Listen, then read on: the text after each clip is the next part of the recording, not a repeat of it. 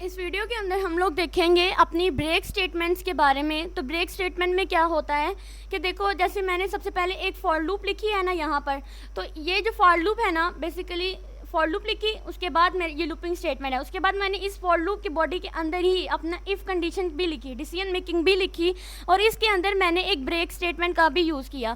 अब बेसिकली ये break statement जो है ना, ये काम क्या करती है, जैसे देखिए सबसे पहले तो मेरे पास इसकी आउटपुट जो है वो कैसी आनी चाहिए थी, इस लूप की मेरी आउटपुट आनी चाहिए 1 2 3 4, ठीक है। उसके बाद 5 6 7 8 9 एंड 10। तो देखिए जब मेरे पास कंडीशन बार बार चेक होगी, जाहिर बात है लूप के अंदर हर चीज़ को चेक करना है। तो देखो 1 को जब उसने चेक किया तो 1 इक्वल टू 5, नहीं कंडीशन ट्रू नहीं है, तो उसने जाकर 1 की वैल्यू जो है वो प्रिंट करा दी, लिखा वैल्यूज़ आर 1, ठीक है। उसके बाद उसके अंदर इंक्रीमेंट हुआ गया, 2 इज इक्वल टू 5, नहीं 2 भी 5 के इक्वल नहीं है, देन वो 3 4 तक भी चेक करेगा। लेकिन जैसे ही वो 5 पर पहुंचेगा तो 5 इज इक्वल टू 5, जैसे उसके बाद ये इफ़ कंडीशन जो है ये ट्रू हो गई, यानी 5 वाला जो है यहाँ पर ब्रेक हो गया। तो जैसे ही 5 वाली कंडीशन यहाँ पे सेटिस्फाई हुई तो इससे आगे मेरी लूप चलेगी ही नहीं। ब्रेक का मतलब क्या होता है कि 5 से आगे तक और 5 तक सारी जो लूप्स है ना, इनको एंड कर दो, मतलब मेरी लूप का टर्मिनेट हो गया, सिर्फ 4 तक ही मेरे पास वैल्यू जो है वो प्रिंट होकर आएंगी। तो चलिए हम CMD पर चलते हैं। तो यहाँ पर इस चीज़ को जो है ना मैं आपको रन करके दिखाती हूँ। CMD पे हम पहुंच चुके हैं। तो यहाँ पर मैं लिख देती हूँ अपना जो जावा का कोड था कंपाइल करने के लिए, क्योंकि मैं अभी तक उसी फोल्डर के अंदर, देखो मैं डेस्कटॉप और साथ में प्रैक्टिस वाले फोल्डर के अंदर हूँ। तो मैं यहाँ पे लिखूँगी जावा सी और क्लास का नेम था लूपिंग डॉट जावा, ठीक है। उसके बाद ये कंपाइल हो रहा है, जैसे ही कंपाइल होगा हम इसको रन करेंगे तो आ जाएगा जावा और आ जाएगा मेरे पास लूपिंग, ठीक है।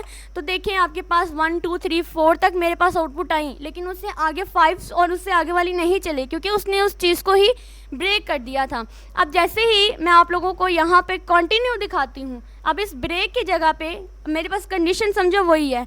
अब इस ब्रेक की जगह पे अगर मैं कंटिन्यू यूज़ करती हूँ, ठीक है, कंटिन्यू यूज़ करके कंट्रोल S करती हूँ और फिर कंट्रोल B करके इसको मैं सक्सेसफुली एरर चेक कर देती हूँ, तो कंटिन्यू में क्या होगा कि आप लोग देखोगे 1 से 10 तक मेरी पूरी लूप चलेगी, पूरी लूप की वैल्यूज़ आएंगी, लेकिन जो 5 वाला नंबर होगा वो अंदर से स्किप कर देगा।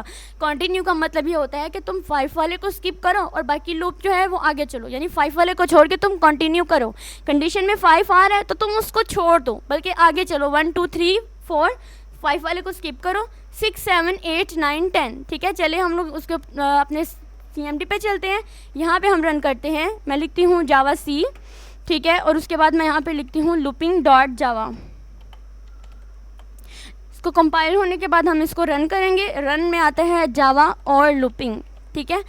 तो आप लोग देखें कि यहाँ पे 1 भी आया, 2 भी आया, 3 भी आया, 4 भी आया, लेकिन 5 नहीं आया। 5 क्यों नहीं आया? क्योंकि कंटिन्यू का मतलब ये होता है कि तुम उस नंबर को छोड़ो जो कंडीशन में आ रहे हैं, बाकी सारे के सारे को तुम कंटिन्यू करो, यानी 5 वाले को छोड़ो और बाकी तुम कंटिन्यू करो, ठीक है।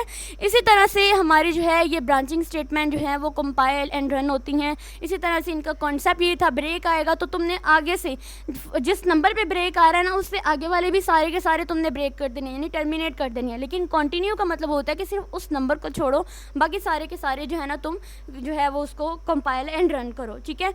तो ये थी आज की वीडियो मेरी ब्रांचिंग स्टेटमेंट के ऊपर। अगर वीडियो अच्छी लगी हो तो वीडियो को लाइक करें, चैनल को सब्सक्राइब करें।